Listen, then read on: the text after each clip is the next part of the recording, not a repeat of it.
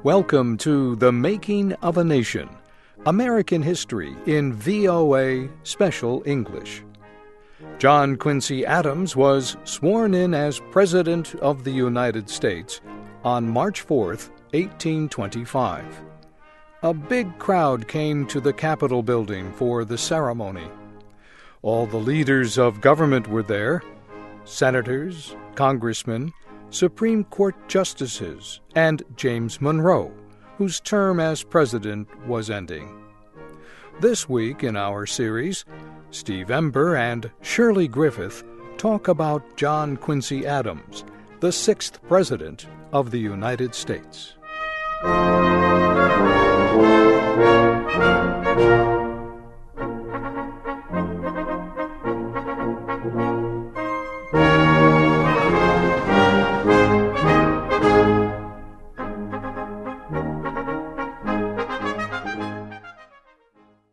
John Quincy Adams spoke to the crowd.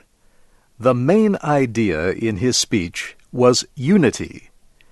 Adams said the Constitution and the representative democracy of the United States had proved a success. The nation was free and strong, and it stretched from the Atlantic Ocean across the continent of North America to the Pacific Ocean. During the past 10 years, he noted, political party differences had eased. So now, he said, it was time for the people to settle their differences to make a truly national government. Adams closed his speech by recognizing that he was a minority president. He said he needed the help of everyone in the years to come. Then he took the oath that made him the sixth President of the United States. John Quincy Adams had been raised to serve his country. His father was John Adams, the second President of the United States. His mother, Abigail, made sure he received an excellent education. There were three major periods in John Quincy Adams's public life. The period as president was the shortest. For about 25 years, Adams held mostly appointed jobs. He was the United States ambassador to the Netherlands, Germany, Russia, and Britain. He helped lead the negotiations that ended the War of 1812 between Britain and the United States, and he served 8 years as Secretary of State. He was president for 4 years after that.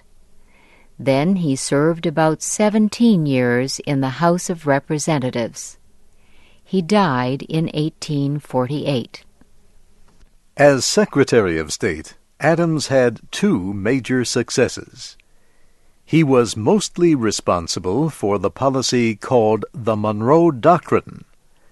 In that policy, President James Monroe declared that no European power should try to establish a colony anywhere in the Americas. Any attempt to do so would be considered a threat to the peace and safety of the United States. Adams's other success was the Transcontinental Treaty with Spain. In that treaty, Spain recognized American control over Florida. Spain also agreed on the line marking the western American frontier. The line went from the Gulf of Mexico to the Rocky Mountains. From there, it went to the Pacific Ocean, along what is now the border between the states of Oregon and California.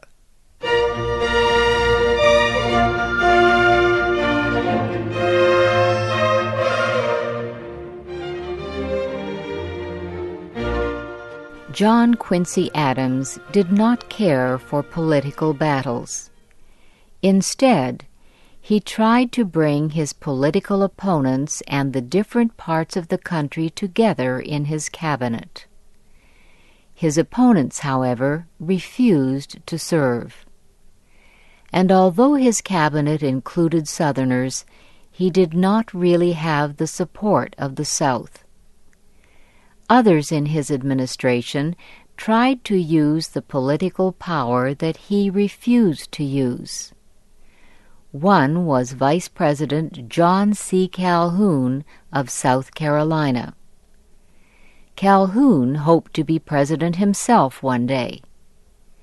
He tried to influence Adams's choices for cabinet positions.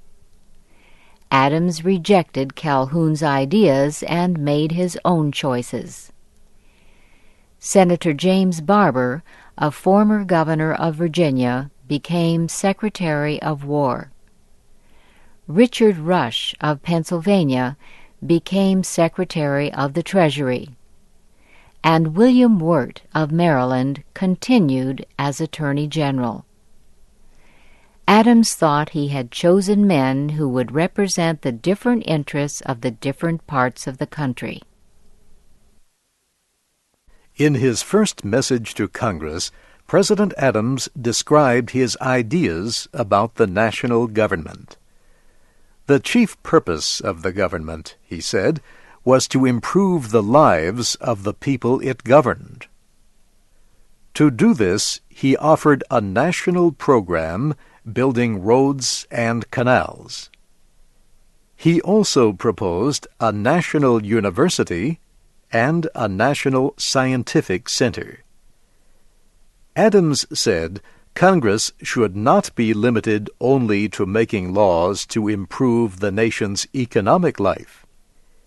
He said it should make laws to improve the arts and sciences too.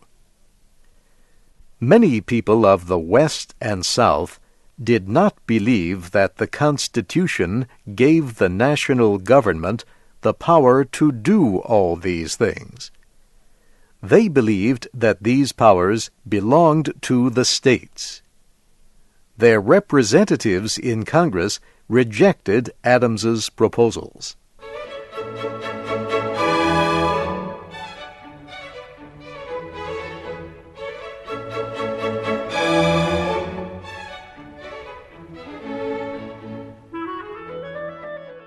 The political picture in the United States began to change during the administration of John Quincy Adams. His opponents won control of both houses of Congress in the elections of 1826. These men called themselves Democrats. They supported General Andrew Jackson for president in the next presidential election in 1828. A major piece of legislation during President Adams's term involved import taxes. A number of Western states wanted taxes on industrial goods imported from other countries. The purpose was to protect their own industries. Southern states opposed import taxes. They produced no industrial goods that needed protection. And they said the Constitution did not give the national government the right to approve such taxes. Democrats needed the support of both the West and South to get Andrew Jackson elected president. So they proposed a bill that appeared to help the West, but was sure to be defeated. They thought the West would be happy that Democrats had tried to help, and the South would be happy that there would be no import taxes. To the Democrats' surprise, many congressmen from the Northeast joined with congressmen from the West to vote for the bill. They did so even though the bill would harm industries in the Northeast. Their goal was to keep alive the idea of protective trade taxes. The bill passed in both the House of Representatives and the Senate. This left President Adams with a difficult decision. Should he sign it into law, or should he veto it? If he signed the bill, it would show he believed that the Constitution permitted protective trade taxes. That would create even more opposition to him in the South. If he vetoed it, then he would lose support in the West and Northeast. Adams signed the bill, but he made clear that Congress was fully responsible for it. There were other attempts by Democrats in Congress to weaken support for President Adams. For example, they claimed that Adams was misusing government money. They tried to show that he, and his father before him, had become rich from government service. Others accused him of giving government jobs to his supporters. This charge was false.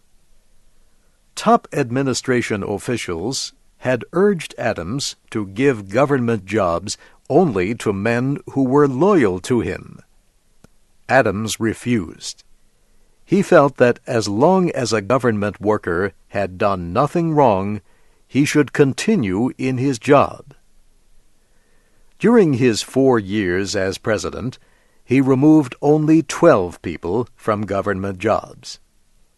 In each case, the person had failed to do his work or had done something criminal. Adams often gave jobs to people who did not support him politically. He believed it was completely wrong to give a person a job for political reasons. Many of Adams's supporters, who had worked hard to get him elected, could not understand this.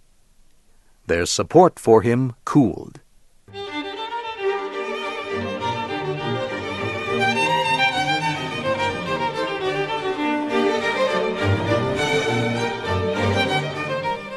The political battle between Adams's Republican Party and Jackson's Democratic Party was bitter. Perhaps the worst fighting took place in the press. Each side had its own newspaper. The Daily National Journal supported the administration. The United States Telegraph supported Andrew Jackson. At first, the administration's newspaper called for national unity and an end to personal politics. Then it changed its policy.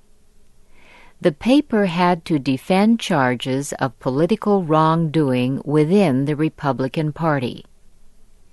It needed to turn readers away from these problems. So it printed a pamphlet that had been used against Andrew Jackson during an election campaign. The pamphlet accused Jackson of many bad things.